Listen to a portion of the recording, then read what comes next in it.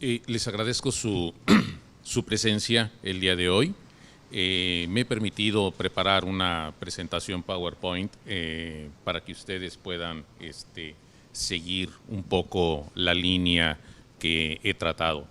Le he llamado recuperación holística de cuerpos de agua porque para recuperar un cuerpo de agua se requieren varias cosas, no es una nada más. Entonces, en primer lugar, les voy a presentar cuál es el origen y la solución de la contaminación. En un principio pudiera parecer una contradicción que les presente el origen y a la vez la solución en una sola parte. Permítanme decirles por qué hago esto. El agua es un ciclo, hay un ciclo hidrológico. Quien ha leído, por ejemplo, Eclesiastés 1:7, verá que ahí está definido el ciclo hidrológico. Pero quien ha leído Isaías 54-55 sabe que hay otro ciclo, un ciclo de la palabra, un ciclo que contiene al ciclo hidrológico y lo define doblemente. Y dice, así como el agua no cae del cielo y regresa por evaporación sin haber permitido que crezca la vegetación, la boca que sale de mi boca no regresa sin hacer lo que yo quiero. Hay un doble ciclo engarzado. Hay un ciclo hidrológico y hay un ciclo de la palabra. Entonces, yo me he basado en eso para hacer un doble ciclo. En primer lugar, cuál es el origen de la contaminación y después, cuál es su solución. Y al final les voy a hacer referencia a un tercer ciclo.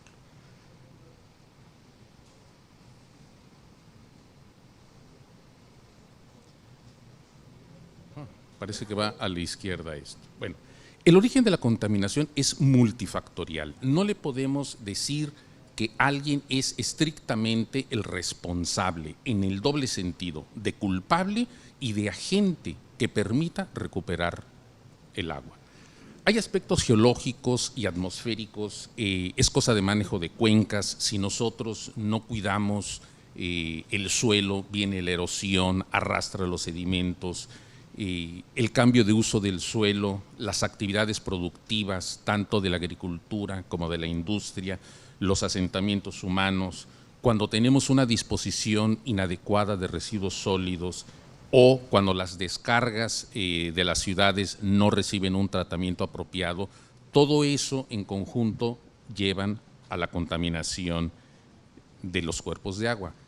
Y la solución es interinstitucional, es también multisectorial. No solo se requiere alguien que administre el agua, ya sea una comunidad, un departamento, un estado, una región, una provincia o todo un país. Se requieren las autoridades locales, que son las que están ahí directamente donde están los pueblos. Están los prestadores de servicios de agua, ya sea una gran ciudad o los organismos comunitarios de servicios de agua y saneamiento. Se requiere tratar las aguas residuales. Es necesario la recolección y el tratamiento de los residuos sólidos de una manera apropiada. Es necesario disminuir el uso de hormonas y microplásticos. En la mañana nos hablaban de que aquí en Panamá han recuperado ya la práctica de tener bolsas de plástico en el supermercado. Yo no les estoy hablando del PET ni de las bolsas de plástico porque eso es algo muy evidente y es algo que podemos hacer. Les estoy hablando de las hormonas y de los microplásticos porque por lo general no nos damos cuenta de que las usamos. Quizás ustedes podrán decir, yo no uso microplásticos. Todos los que estamos aquí, el día de hoy usamos un montón de microplásticos. Desde la crema para afeitarnos, el shampoo, el gel que nos ponemos en la cabeza, o un lápiz labial, o el rímel, o el maquillaje, todo eso tiene microplásticos. Nosotros no los vemos, pero los peces sí. Se los comen y les causan un daño genético y hay malformación en los peces. Esa parte de los microplásticos y por supuesto las hormonas. Las hormonas no existe un solo procedimiento para removerlos del agua residual. Así como vienen las hormonas, el cuerpo no las puede metabolizar y las plantas de tratamiento de aguas residuales tampoco. Así como entra una hormona al cuerpo, así sale. y así va a dar a toda la vida acuática que hay en este planeta.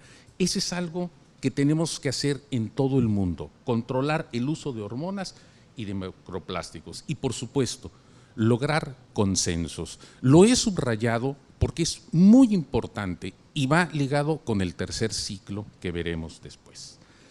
Para la visión holística se requiere un ente que tenga un mandato y autoridad.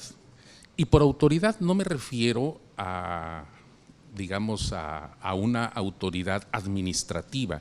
Me refiero a alguien que tenga respetabilidad, que tenga credibilidad, que tenga reconocimiento.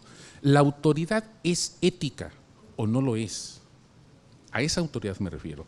Se requiere, por supuesto, una política pública. Hay que organizar a la sociedad para recuperar ambientalmente un cuerpo de agua. Se requiere algo de dinero, se requiere un programa presupuestario, se requiere algo de infraestructura hidráulica y también se requieren los recursos humanos necesarios para hacerlo. Además, se requieren instrumentos legales, regulatorios, económicos, financieros, ambientales, de planeación, de coordinación interinstitucional, de vivienda, de recolección de residuos sólidos, de desarrollo de capacidades y de la adecuada participación social. Dado lo limitado del tiempo que tenemos, no puedo entrar a cada uno de estos asuntos. Simplemente quiero que quede en la mente de ustedes en que no es sencillo y no es fácil. De ahí la importancia del consenso. Ahora, para tratar de ubicar de qué estamos hablando, les voy a platicar el caso de un cuerpo de agua que se origina en la disputa por el agua. Hace 500 años, la Ciudad de México era un lago. Aquí está la Ciudad de México y todo eso era un lago.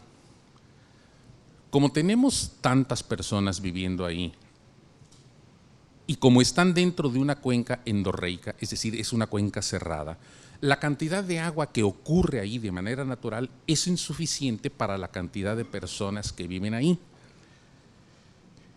El pensamiento decimonónico decía que, bueno, si no hay suficiente agua, la tomamos de otros lados y la llevamos para acá. Bueno, todos estos puntos que están aquí son presas de almacenamiento. Todos estos que están aquí, estos puntos rojos, son presas de almacenamiento. Este es un acueducto enorme que deja parte del agua en el Estado de México y el resto se lo lleva a la Ciudad de México. Antes se llamaba Distrito Federal, ahora se llama Ciudad de México. Para el pensamiento del siglo XXI eso se calificaría de ecocidio, pero eso empezó hace mucho tiempo. Para que vean ustedes qué tan absurdo es esto del sistema Cutzamala, el agua se tiene que elevar del orden de 1000 metros, 1 kilómetro. Entonces, aquí hay una presa Colorines. Nosotros vamos a hablar de esta presa Valle de Bravo en particular. Estas son plantas de bombeo, ¿verdad?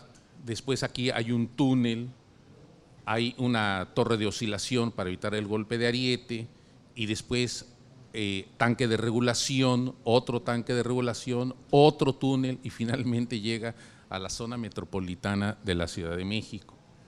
Por supuesto, es necesario construir una tercera línea. Aquí ya hay 2 líneas, precisamente porque ¿qué sucede si se descompone una de esas bombas? La Ciudad de México se queda sin agua.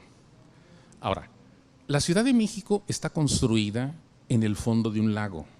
La mayor parte de sus habitantes lo desconocen. ¿Cuáles son las condiciones que se requiere para tener un lago?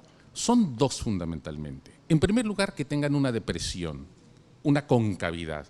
Y segundo, que la permeabilidad vertical sea mucho menor que la permeabilidad horizontal, de tal manera que el agua no se infiltre y ahí se quede.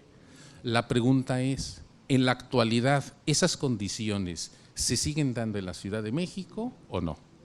La respuesta es sí, se siguen dando. Luego entonces, si nosotros no drenamos todos los días, así como todos los días le llevamos agua a la Ciudad de México, todos los días tenemos que drenar el agua de la Ciudad de México para evitar que el agua recupere el espacio que le corresponde, que es un lago. Bueno, así fue. Este origen de la transferencia del agua es precisamente eso. La Ciudad de México se asienta en una cuenca que es cerrada. Tomó 400 años drenar, eran 6 lagos. Y en los últimos 100 años se ha tenido y se tendrá que bombear el agua hacia la cuenca vecina del río Pánuco. Entonces, alteramos 3 cuencas. Alteramos la cuenca de donde tomamos el agua, alteramos la propia cuenca donde estamos viviendo y alteramos la cuenca donde le enviamos el agua, porque para colmo de males no le damos tratamiento a esa agua. Y bueno, la cantidad de agua que usa es superior a la renovación natural que existe en esa zona. Las consecuencias de esa transferencia es que la ciudad se hunde desde 6 centímetros hasta más de 30 centímetros al año. Se está hundiendo constantemente, todos los años se hunde. Y por supuesto, el hundimiento no es parejo, hay hundimientos diferenciales. En ocasiones se hunde más de un lado que del otro. ¿Y qué sucede? Bueno, cuando viene un sismo, como los que solemos tener, pues esto se desequilibra y las construcciones se caen. Las afectaciones a la red de abastecimiento por los hundimientos del subsuelo, aunado a la edad de las tuberías, hace que el 38% del agua que se distribuye se fugue por la red. Es decir, el hundimiento no solo afecta las construcciones, también afecta la red de tubos, porque están ahí abajo y si se hunde, pues los quiebra. Esta es una gráfica de los hundimientos acumulados desde 1862 hasta el 2005 y aquí ven, está en metros esto. Entonces, esta es donde está el aeropuerto de la Ciudad de México. Esto que está aquí en azul es más o menos la traza de cómo eran los 6 lagos que se unían en época del verano.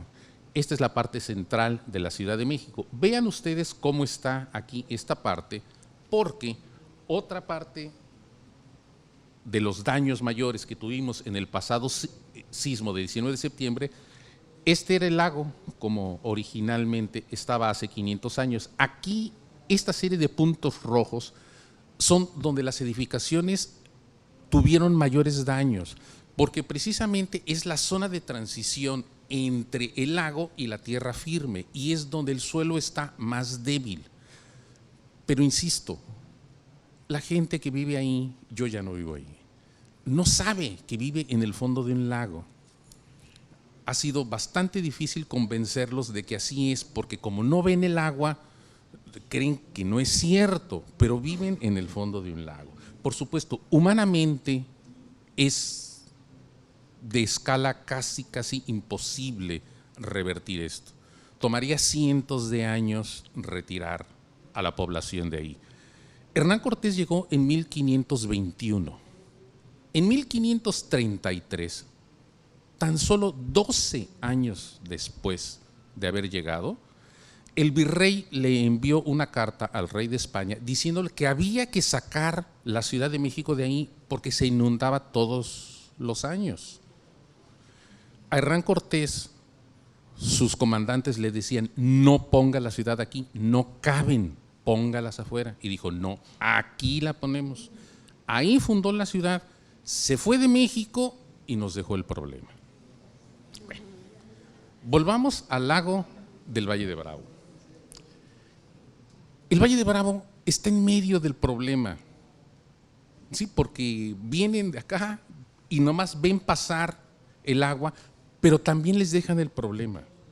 Desde que se inauguró el sistema de Cutzamala, la población de la Ciudad de México y su conurbación ha crecido de 14 a más de 20 millones de habitantes.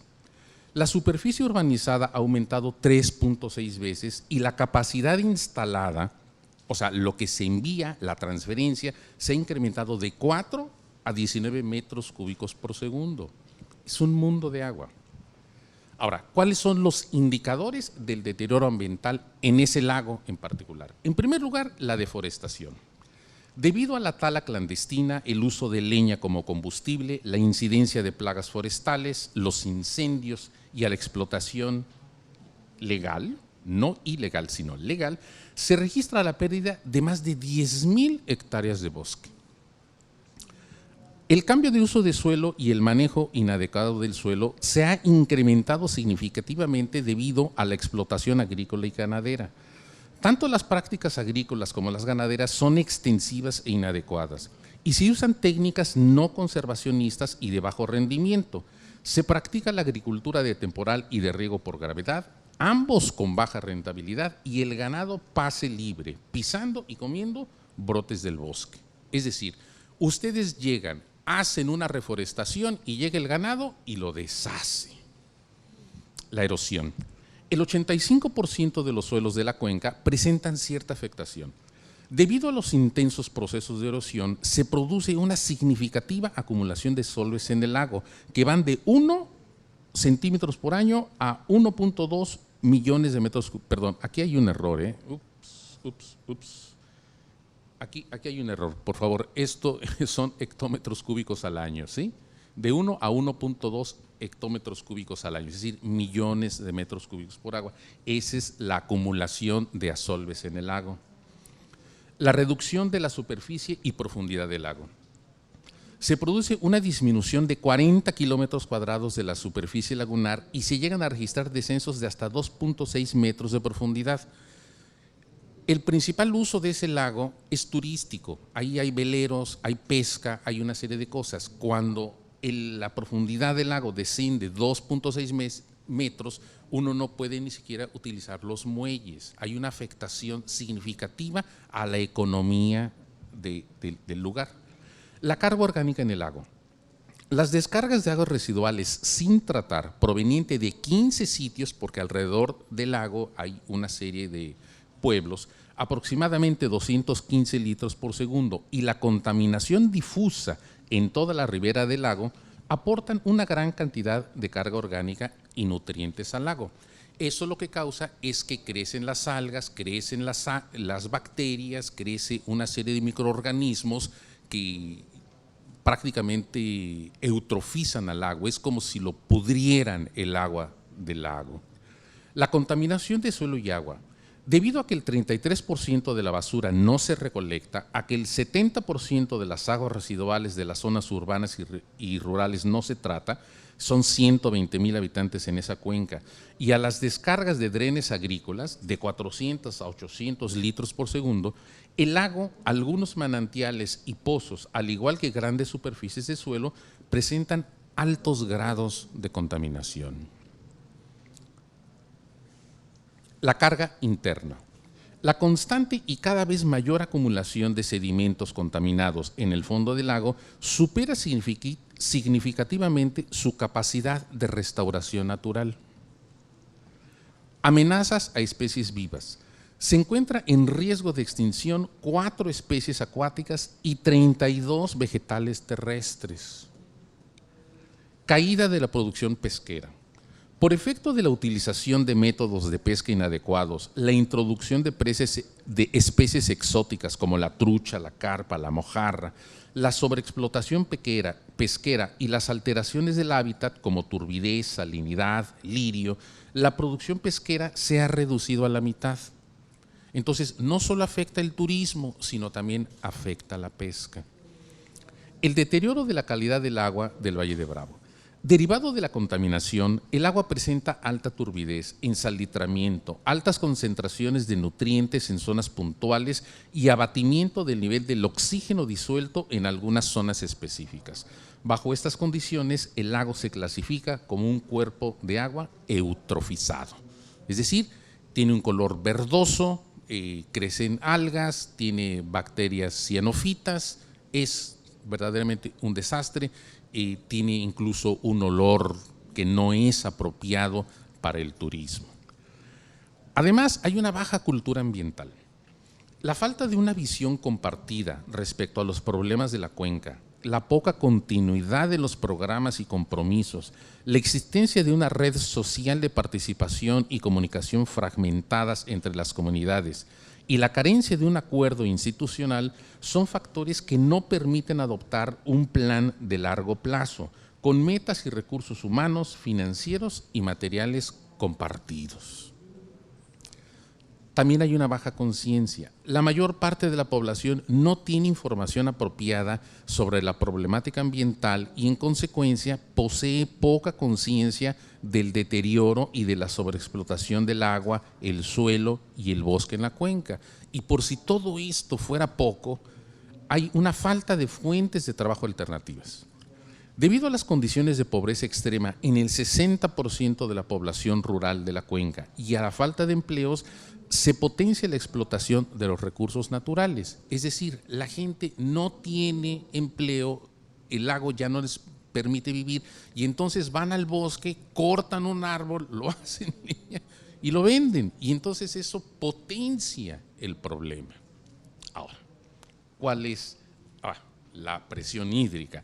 La cada vez mayor concentración de población en zonas urbanas y sus prácticas de consumo generan una cada vez mayor presión sobre el agua y alteran el equilibrio ecológico. Entonces, ¿cuál es la solución? Hay dos visiones. Una de ellas dice que hay una solución tecnológica. ¿Cuál es esta? Bueno, hay que tomar medidas preventivas y correctivas. Si el lago está eutrofizado, dicen, la solución es oxigenar el hipolimnion. Esto es la parte donde está la mayor parte de concentración de contaminantes. Ustedes lo oxigenan y entonces lo remueven y entonces disminuye la cantidad de algas, de bacterias. Entonces dicen, hay que oxigenar el hipolimnion usando, por ejemplo, un cono SPIS, no es comercial, ¿verdad? Pero, por ejemplo, eso, para romper el ciclo de la carga interna de nutrientes de los sedimentos anóxicos y así reducir la eutrofización y los brotes de cianobacterias. La biomanipulación en aguas profundas para combinar con otros métodos y reducir las algas aprovechando la cadena alimenticia del zooplancton, o bien el uso limitado de herbicidas para destruir algas en situaciones de emergencia. Un cono SPIS es una cosa como esta, más o menos. Aquí se le inyecta aire, entonces va para abajo, el aire llega por acá y entonces como el aire tiende a subir, mueve el agua. Como el aire pesa menos que el agua, es más barato mover el aire que mover el agua. Antes lo que se hacía es se inyectaba el agua abajo, pero eso es más costoso. Ahora lo que se hace es se inyecta aire y el aire solito va para arriba y eso hace una convección en el lago y hace que se oxigene y hace que se cure, por así decirlo, el árbol. Pero por supuesto, esto requiere una bomba y requiere pues una línea de energía eléctrica, no es sencillo. Sin embargo, yo creo que hay una solución de fondo. Es el consenso.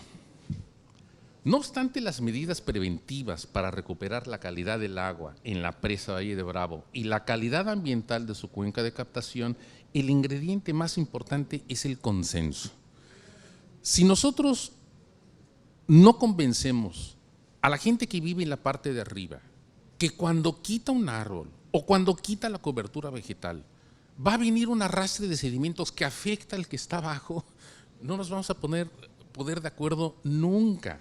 Si nosotros no convencemos a una persona que descarga la basura en el agua, porque muchas veces sí hay recolección de basura, pero cuando llueve dicen, bueno, sacan la basura y la avientan al arroyo para que se la lleve. Con todo y que ellos saben que al otro día va a haber recolección de basura, la avientan al arroyo.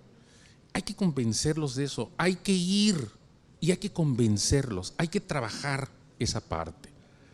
Y además hay que vigilar. El lago de la presa Valle de Bravo se ha descontaminado con la atribución de múltiples actores. Se ha hecho un consejo de cuenca, se ha sentado la gente, se ha convencido, se han buscado los recursos financieros, se han hecho los programas, se ha descontaminado totalmente el lago y sin embargo se vuelve a contaminar. Es muy sencillo, cambian las autoridades, cambian los actores y se olvidan de lo que sucedió. El que llega quiere borrar todo lo que hizo el presidente municipal anterior y quiere inventar todo de nuevo. No. Entonces, los beneficios de la recuperación ambiental deben cosecharse cada día. Así como dice la compañera, que hay que saludar todos los días, el lago hay que vigilarlo todos los días. Y si alguien avienta basura, hay que ir y explicarle que no haga eso. Y si alguien quiere hacer una descarga de aguas residuales, también hay que ir y convencerlo de que no haga eso. ¿Ok? Entonces, cuando cambian los actores, pues se deteriora la calidad de nuevo del lago. Ese es un problema. Entonces, esto es bien importante de los derechos. Una vez satisfecho un derecho, en este caso a la salud ambiental, este se transforma en una lucha por conservarlo. Es decir, nosotros decimos, tenemos el derecho humano al agua. Una vez que conseguimos ese derecho, ahora tenemos que luchar para conservarlo y que no llegue alguien y nos lo arrebate. Entonces, una vez que descontaminamos un cuerpo de agua, tenemos que vigilar para que no se vuelva a contaminar. Si no, se vuelve a contaminar y ese lago se ha descontaminado y contaminado como ese ciclo del que yo les hablaba. Es otro ciclo, se contamina y se descontamina, se contamina y se descontamina y se vuelve a descontaminar. Y los lagos no se protegen a sí mismos. Es necesario que alguien los proteja. ¿Quién los va a proteger? No, pues tú y yo. Todos tenemos que protegerlo. No se protege solito el lago. Alguien tiene que hacerlo. Nosotros somos quienes tenemos que hacerlo. Por ello, el costo del derecho ambiental es la vigilancia eterna. Parece una sentencia fuerte. O sea, tenemos un derecho a la salud ambiental, ¿sí? ¿Y cuál es el costo? Tenemos que vigilarlo todos los días. Si no, perdemos ese derecho. Es como la libertad. El costo de la libertad es la vigilancia cotidiana. Todos los días tenemos que hacerlo. Muchas gracias.